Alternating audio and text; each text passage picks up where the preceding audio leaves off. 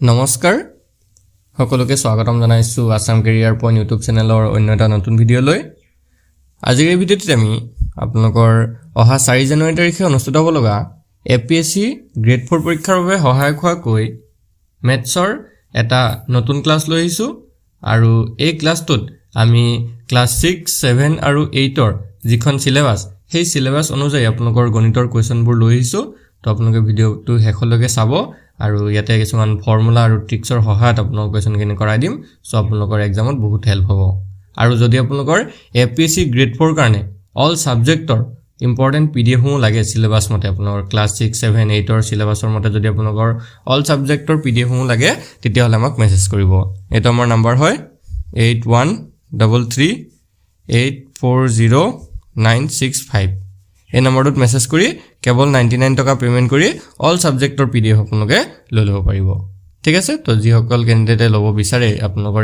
এক্সামটো পালে 4 জানুৱাৰী খুব বেছি আপোনালোকৰ 20 দিন মান সময় আছে হয়নে তো এই দিনত আপোনালোকে ভালদৰে পঢ়ি থাকিব পাৰিব লৈ ল'ব পিডিএফ খিনি ঠিক আছে এতিয়া আমি কোৱেশ্যন খিনিলে যাম তো চাওক ফাৰ্স্ট কোৱেশ্যনটো কি কৈছে এখন বিদ্যালয়ৰ যোৱা 5টা বছৰৰ হাই স্কুল শিক্ষান্ত পৰীক্ষাত উত্তীৰ্ণ হোৱা ছাত্ৰ-ছাত্ৰীৰ সংখ্যা ক্ৰমে 40 62 68 48 আৰু 52 গৰাকী এটা কৈছে যে বিদ্যালয়খনত উত্তীৰ্ণ হোৱা ছাত্ৰ-ছাত্ৰীৰ গড় নিৰ্ণয় কৰা তো ভালদৰে চাওক কি কৈছে আমাৰ কোৱেশ্যনটোত যে যোৱা 5টা বছৰ হাই স্কুল শিক্ষান্ত পৰীক্ষাত মানে এইচএসএলসিত হয়নে এইচএসএলসিত পাছ হোৱা ছাত্ৰ-ছাত্ৰীৰ সংখ্যা দিছে 40 62 68 48 আৰু 52 গৰাকী বিদ্যালয়খনত উত্তীৰ্ণ হোৱা ছাত্ৰ-ছাত্ৰীৰ গড় নিৰ্ণয় কৰিব দিছে বা এভাৰেজ উলিয়াব দিছে এতিয়া গড় বা এভাৰেজ উলিওৱাৰ এটা ফৰ্মুলা আছে ফৰ্মুলাটো কি হয় চাওক গড় উলিওৱা ফৰ্মুলাটো হৈছে আপোনালোকৰ ওপৰত যি কিটা মান দিয়া থাকিব গুটেই কিটাক প্লাস কৰিম ঠিক আছে মানে মই ডাইৰেক্ট ইয়াতে ফৰ্মুলাটো লিখি নিদিও ডাইৰেক্ট কৰি দিম বুজি পাই যাব একেবাৰে লগে লগে সিম্পল হয় একদম সিম্পল হয় ওপৰত যিমান কিটা মান দিয়া আছে হেকিটা প্লাস কৰি দিব 40 plus 40 plus 62 plus 68 plus 48 plus 52 গুটেইটা প্লাস কৰিলে আৰু যিমানটা মান আছিল ন কিমান বছৰৰ কথা কৈছে 5 বছৰৰ কথা কৈছে তো সিম্পল 5 এৰে হৰণ কৰি দিয়ক বা আমি যিমানটা যোগ কৰিলো ন 40 62 68 48 52 পাঁচটা ডিজিট আছে বা পাঁচটা নম্বৰ আছে সেই কাৰণে আমি 5 এৰে হৰণ কৰিলো যদি 6টা কৰিলোতেন 6 এৰে হৰণ কৰিলোতেন যদি 7টা যোগ কৰিলোতেন 7 এৰে হৰণ কৰিলোতেন এই কথাটো ধ্যান ৰাখিব তলত আমি এই 5 টো কৰ পৰা লিখিছো সেই 5টা সংখ্যা যোগ কৰিছো কাৰণে 5 লিখিছো ঠিক আছে এনেকৈ গড় উলিয়াই এতিয়া যদি আমি যোগফলটো চাও 40 62 68 48 আৰু 52 এটো যোগ কৰি চাব তো ইয়াত টোটাল তো যোগ কৰি উলাই গিয়ে 270 ঠিক আছে 270 আৰু তলত কিমান 5 এতিয়া যদি আমি 5 এ 270 কাটো 5 5 গুণ 25 থাকিলে 2 20 হলে 5 4 গুণ 20 54 তো আমি কিমান পালো 54 তো এতিয়া হদিছিল বিদ্যালয়খনৰ উত্তীৰ্ণ হোৱা ছাত্ৰ-ছাত্ৰীৰ গড় নিৰ্ণয় কৰা তো এতিয়া গড়টো হৈ যাব 54 বুজি পাইছে অপচন সি টো হৈ যাব ইয়াতে কাৰেক্ট আনসাৰ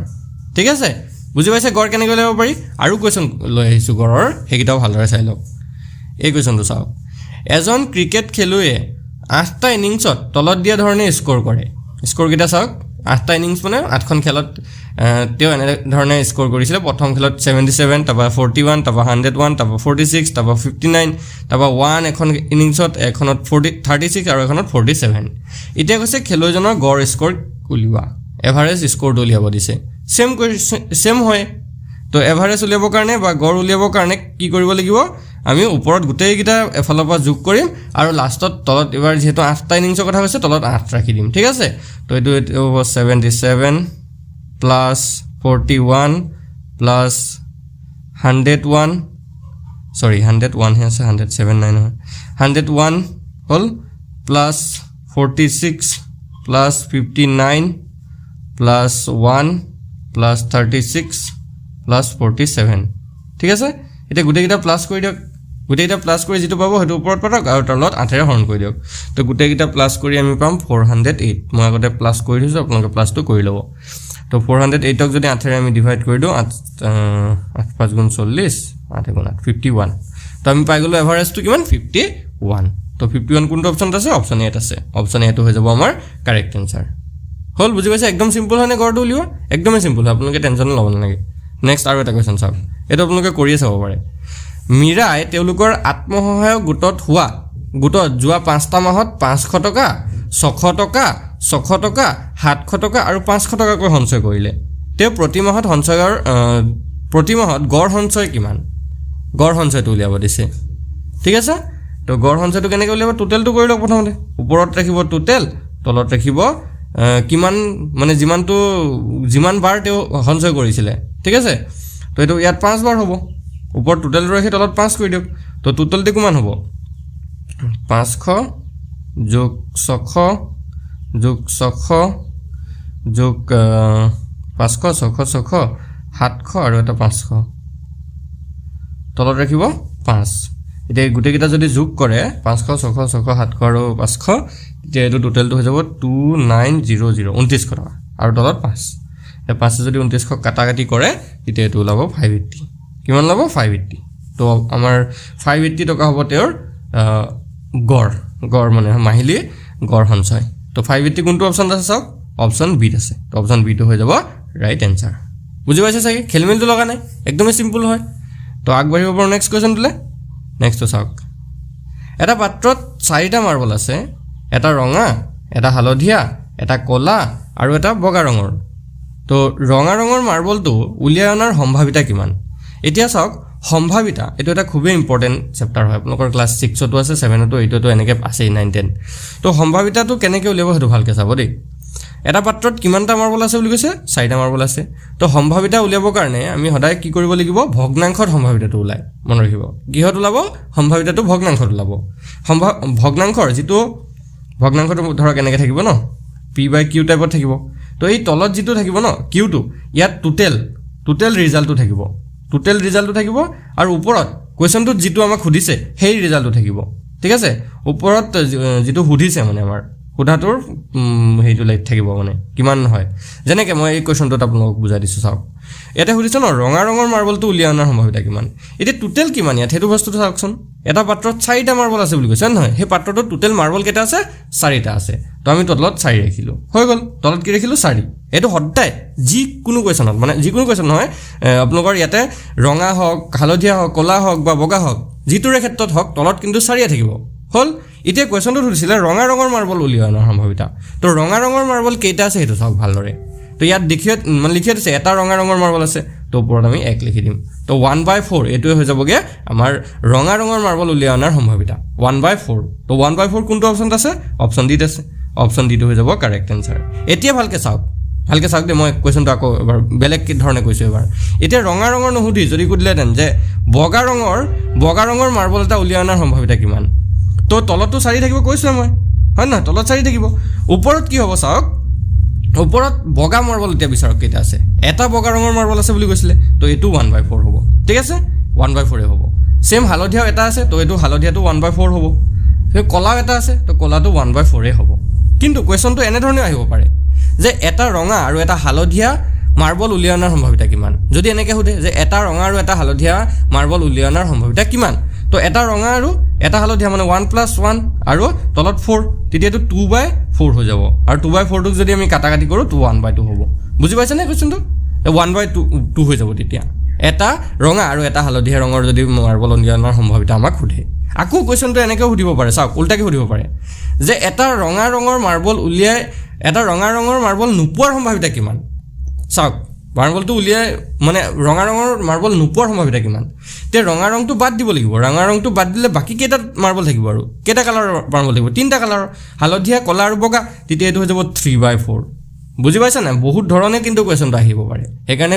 যেনেকৈ ধৰণে আহিলেও আপোনালোকৰ যাতে ভুল নহয় বা আপোনালোকে এটো এৰি থৈ আহিব নালাগে হেতু কাৰণে মই আপোনালোকক শিকাইছো ঠিক আছে নেক্সট আৰু এটা কোৱেশ্চন চাওক কি কৈছে এডুকেশ্যন EDUCATION এডুকেশ্যন এই শব্দটোৰ পৰা ইংৰাজীৰ স্বৰবৰ্ণখিনি উলিয়াই অনাৰ সম্ভাৱিতা কিমান ইংৰাজী স্বৰবৰ্ণ মানে স্বৰবৰ্ণ বুলি ক'লে ইংৰাজীৰ ভাৱেলৰ কথা বুজায় ঠিক আছে ভাৱেলৰ কথা বুজাব ভাৱেলখিনি উলিয়াই অনাৰ সম্ভাৱিতা কিমান এতিয়া আমি এডুকেশ্যনটোত যদি চাওঁ EDUCATION এডুকেশ্যন ইয়াত টোটেলটো আমি চাব লাগিব টোটেল লেটাৰ কেইটা আছে হয় নহয় টোটেল লেটাৰ যদি আমি চাওঁ 1 2 3 4 5 6 7 8 9টা আছে টোটেল লেটাৰ 9টা আছে মানে তলত আমাৰ 9 থাকিব সুধিছিলে স্বৰবৰ্ণখিনি উলিয়াৰ সম্ভাৱিতা মানে ভাৱেলখিনি উলিয়াই অনাৰ সম্ভাৱিতা তো ভাৱেল কেইটা আছে এটো চাওক ইটো এটা আছে ইউ আছে এ আছে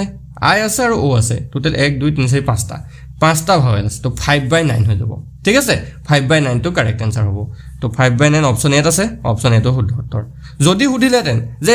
স্বৰবৰ্ণখিনি নহয় ব্যঞ্জন বৰ্ণখিনি উলিয়াই অনাৰ সম্ভাৱিতা কিমান তেতিয়া ব্যঞ্জন বৰ্ণ মানে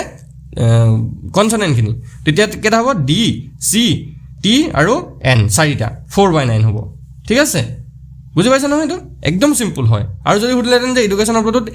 এৰ সম্ভাৱিতা কিমান মানে এ পোৱাৰ সম্ভাৱিতা কিমান তেতিয়া এ কেটা আছে চাওক এ এটা আছে সৰি এ এটা আছে না 1/9 হলতেন তেতিয়া এই এনে ধৰণে আমি কোৱেশ্চনটো সলভ কৰিব লাগিব বুজি পাইছা একদম সিম্পল হয় সম্ভাৱিতা খালি জানিলেই হ'ল এবাৰ নেক্সট কোৱেশ্চনটো চাওক এটো এটা ইম্পৰ্টেন্ট কোৱেশ্চন এটা পাছিত চাৰিটা আম আছে তিনটা নাচপতি আৰু পাঁচটা কল আছে পাছিটোৰ পৰা গোটেইখিনি কল উলিয়াই অনাৰ সম্ভাৱিতা সুধিছে গোটেইখিনি কল উলিয়াই অনাৰ সম্ভাৱিতা কিমান হ'ব এতিয়া ইয়াতে আমি টোটেলটো উলিয়াব লাগিব পাছিখনৰ টোটেল ফলমূল কিমান আছে চাৰিটা আছে আম 4 প্লাস তিনটা আছে নাচপতি 3 4 যোগ 3 প্লাস পাঁচটা আছে কি কল 4 প্লাস 3 প্লাস 5 তো টোটেল কিমান হ'ল 4 নে 7 হাতে পাছে 12 কিমান হ'ল টোটেল 12 বুজি পাইছে টোটেলটো আমাৰ কিমান পালো 12 এতিয়া তলত সদায় 12 থাকিব মানে জিয়ে হক কোৱেশ্চনটো জিয়ে দিয়ক আমাক উলিয়াবলে তলত 12 থাকিব মানে তো সুধিছে প্ৰশ্নটোত পাছিটোৰ পৰা গোটেইখিনি কল উলিয়াই অনাৰ সম্ভাৱিতা যে কল কেটা আছিল চাওক কল আছিল 5টা তো এটো 5/12 হৈ যাব আৰু যেহেতু কাটাকাটি না যায় সো এটোৱে আনসাৰ হ'ব তো 5/12 অপচন বি আছে অপচন বি হৈ যাব ৰাইট আনসাৰ বুজি পালে যদি সুধিলেতেন যে পাছিটোৰ পৰা নাচপতিখিনি উলিয়াই অনাৰ সম্ভাৱিতা কি তেতিয়া নাচপতি আছিল 3টা তো 3/12 হ'ব আৰু 3/12 যেটো কাটাকাটি যাব তো এটো কাটাকাটি গলে হলো 1/4 বুজি পাইছা না 1/4 হ'ব যদি সুধিলেতেন যে পাছিটোৰ পৰা আমখিনি উলিয়াই অনাৰ সম্ভাৱিতা কিমান তো আম আছিল 4টা তো 4/12 হ'ব এটো আৰু ইয়াক কাটাকাটি কৰিলে যাব 1/3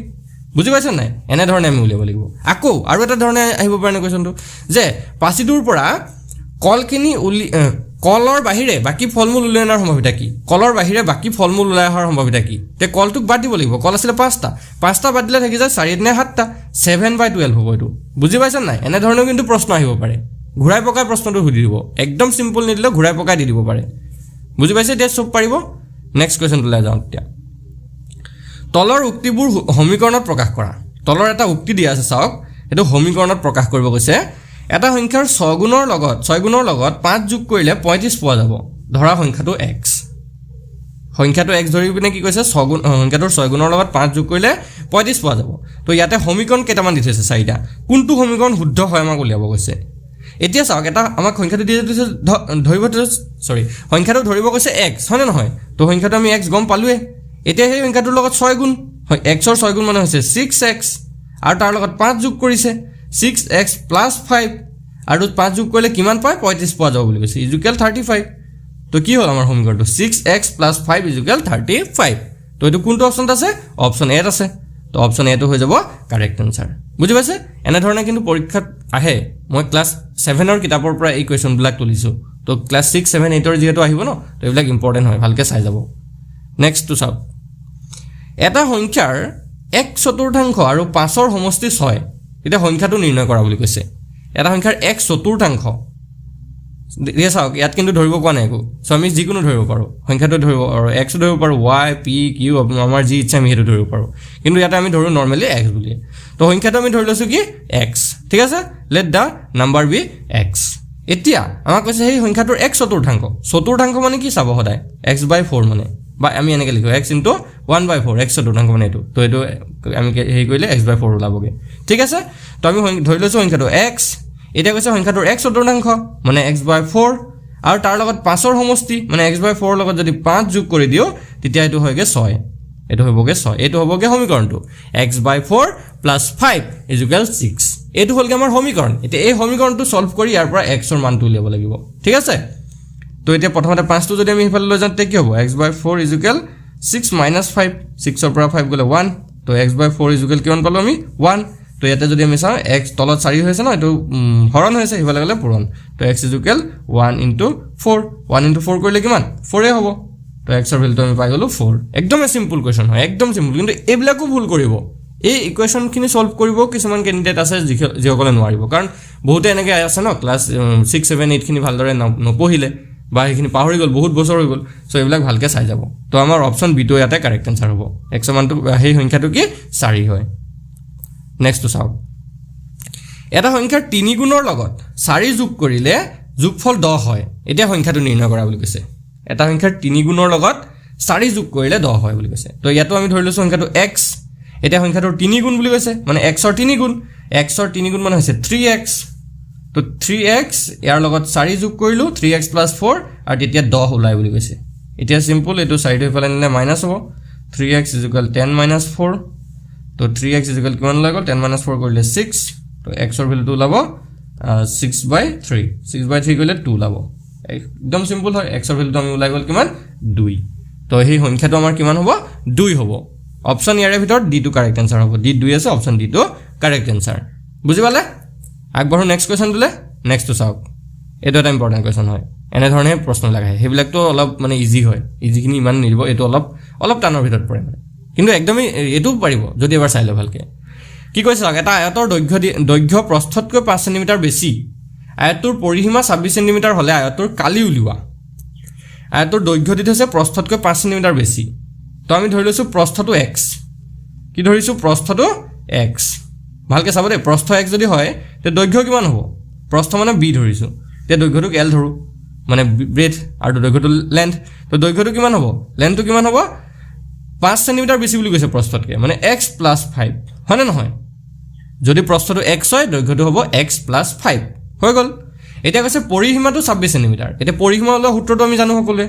আয়তৰ যেটো পৰিসীমা ওলোৱা সূত্ৰ হেতু হৈছে 2 * l + b মন কৰিব আয়তৰ পৰিসীমা ওলোৱা সূত্ৰটো হৈছে 2 * l + b এটো লিখি থব যদি না জানে তো এটা আমি যদি চাও 2 * l + b সমান 26 দি থৈছে আমাৰ তো আমি যদি চাও 2 * l মানে হৈছে x + 5 আৰু b মানে হৈছে x আৰু ইকুৱেল 26 এটা 2 * x আৰু x ইকুৱেল 2x আৰু ইফালে 5 ইকুৱেল 26 তো ইফালে যদি চাও 2 * 4x আৰু ইফালে 2 * 10 ইকুৱেল 26 তো এখন সলভ কৰি দিলে হৈ গল মই উপকৰণ মুছি দিছো উপকৰণ মুছি এখন সলভ কৰি দিছো ইয়াৰ পৰা x ৰ মান ওলাই যাব x ৰ মান ওলোৱাৰ লগে লগে আমি দৈৰ্ঘ্য প্ৰস্থ পাই যাম ন তো 4x ইকুৱেল কিমান হ'ব 4x ইকুৱেল 26 - 10 26 ৰ পৰা 10 গলে হৈ যাবগে 16 x ৰ ভ্যালু ওলাই যাবগে 16/4 16/4 মানে 4 বাৰ যাব তো x ৰ ভ্যালু ওলাই গল কিমান 4 হল x ৰ ভ্যালু কিমান লালে 4 ওলালে এতিয়া চাওক দৈৰ্ঘ্যৰ প্ৰস্থটো আমি উলিয়ালাম সব ঠিক আছে দৈৰ্ঘ্যৰ প্ৰস্থটো উলিয়ালৈছো তো দৈৰ্ঘ্যটো আছিল l মানে আছিল 4 + 5 সেমি বেছি ন 5 তো এটো যাব 9 সেমি আৰু প্ৰস্থটো 4 হ'ব 4 সেমি এটা উলিয়াব দিছিলে কালি এৰিয়া হয় নহয় তো এৰিয়াটো কি হ'ব l * b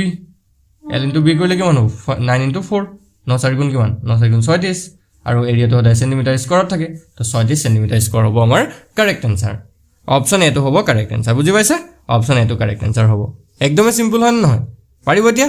হেলমেলটো লগানে তো এইখিনি কোৱেশ্চন আজি চালো নেক্সট ক্লাছত আৰু এনে ধৰণৰ কোৱেশ্চনবোৰ লৈ আহিম তো আমাৰ চেনেলটো যদি সাবস্ক্ৰাইব কৰা সাবস্ক্ৰাইব কৰি ল'ব আৰু যদি আপোনালোকৰ পিডিএফ কিন লাগে তেতিয়া মেছেজ কৰিব এটা আমাৰ নাম্বাৰ হয় 8133840965 ইয়াতে বহুতে অলৰেডি পিডিএফ লৈ লৈছে তেওঁলোকৰ পৰীক্ষাৰ কাৰণে যেটো পঢ়ি আছে ভালদৰে আপোনালোকে যদি পঢ়িব বিচাৰিছে এইখিনি যদি আপোনালোকে কমপ্লিট কৰিম বুলি ভাবিছে এইকিদিনত লৈ ল'ব কেৱল 99 টকা ন 99 টকাত আপোনালোকে কি আজিকালি ইমান বহুত ডাঙৰ প্ৰাইস নহয় মানে 500-600 টকা দি কোৰ্স কিনাতকে মই ভাবো যে এই 99 টকাত পিডিএফ কিন লৈ আপোনালোকে পঢ়ি দিব পাৰে পিডিএফ কিনি ফ্ৰীতে দিব পাৰো কিন্তু এটা কথা যে ফ্ৰীতে দিয়া বস্তুৰ আপোনালোকে মূল্য বহুতে ফ্ৰীতে দিয়া বস্তুৰ মূল্য নবুজে মানে ফ্ৰীতে দিছে মই মোবাইলতে থৈ দিছো এনেকুৱা নহয় যদি আপোনালোকে 10 টকা দি পিনে বা 100 টকা দি পিনে যদি আপোনালোকে ল'ব বিচাৰে আপোনালোকৰ গাত লাগিব 100 টকা দি মই পিডিএফ টো লৈছো ন মই পঢ়ো তো পঢ়িলে আপোনালোকৰ লাভ হেতুৱে কথা বুজি পাইছে লৈ ল'ব ধন্যবাদ